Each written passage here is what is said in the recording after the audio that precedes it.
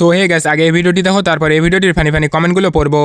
আমার জন্মদিন নিয়ে মানুষের যে এত সমস্যা কি আর বলবো। সুমি আমাকে কেন এইভাবে সারপ্রাইজ দিল, সুমি আমার বার্থডে কেন এরকম ভাবে করলো। আবার কিছু কিছু লোক এটাও বলতে শুরু করেছে, তোকে লোকে এত কিছু বলে তোর কি খারাপ লাগে না, তোর কখনো লজ্জা নেই? না, আমার একদমই লজ্জা নেই। কারণ হচ্ছে লোকের নামে খারাপ মন্তব্য করা, লোকের পিছনে লাগা, সেই স্বভাবটা হয়তো আমার নেই। খারাপ ঠিক তখনই আমার লাগতো যে জানতে পেরে বুঝতে পেরে কোনো সময় কোনো মানুষের কোনো খারাপ ব্যবহার করেছি বা আমার দ্বারা সে কোনোভাবে আঘাত হয়েছে বা তার কোনো খারাপ কাজ করেছে। খারাপ আমার তখনই লাগতো আমার দ্বারাই সে আঘাত পেয়েছে বা তার কোনো ক্ষতি হয়েছে। কারণ এইগুলো করতে গেলে আমার মনটা একটু কেঁদে ওঠে। কারণ পারিবারিক শিক্ষাটা আমাকে ওরকম দেয়নি যে মানুষকে ক্ষতি করে নিজে অনেক বড় হবো। তার জন্য এখানে কোনো খারাপ লাগার আমার কোনো বিষয়ই নেই। আর একটা জিনিস নিয়ে দেখছি মানুষের অনেক মাথা ব্যথা হয়েছে। কাকিমা আমাকে কেন রূপোর আংটি দিল, সোনার আংটি কেন দিল না? একটা কথা বলতে, আমি সোনার রূপো বলতে কিছুই বুঝি না। একটা মানুষ তার এফোর্টস দিয়ে আমার জন্য কি করছে সেটাই আমার কাছে অনেক কিছু। আর কাকিমা যদি ওই রূপোর আংটি না দিয়ে আমাকে একটু আশীর্বাদ করতো, সেটাই আমার কাছে অনেক বড় পাওনা। আমি যেটা মনে করি যে মানুষের আশীর্বাদ পাওয়াটাই শ্রেষ্ঠ উপহার। तो चलिए शुरू करते हैं। যদি আবার জামাই বদলে যায়, তাই আগে থেকে সাবধানতা অবলম্বন করে রূপোর আংটি দিয়ে কাজ সেরে নিল।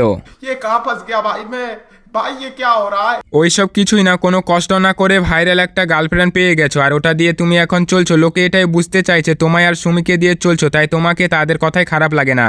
ঠিক বলেছো। বার্থডে নিয়ে কোনো প্রবলেম নাই ভাই, কিন্তু একটা বার্থডে নিয়ে 22টা ভিডিও কে করে, একটু তো বোঝো।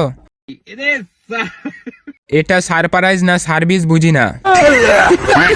বেচারা নিজের মা বাবাকে জীবনের এই মুহূর্তটাও দিল না। কেমন সন্তান এইসব! ছি, জন্মদিনের মতো একটা দিনও নাকি ঘর জামাইয়ের মতো শাশুড়ি বাড়ি পড়েছিল শুধু একটু ভালো মন্দ খাওয়ার জন্য।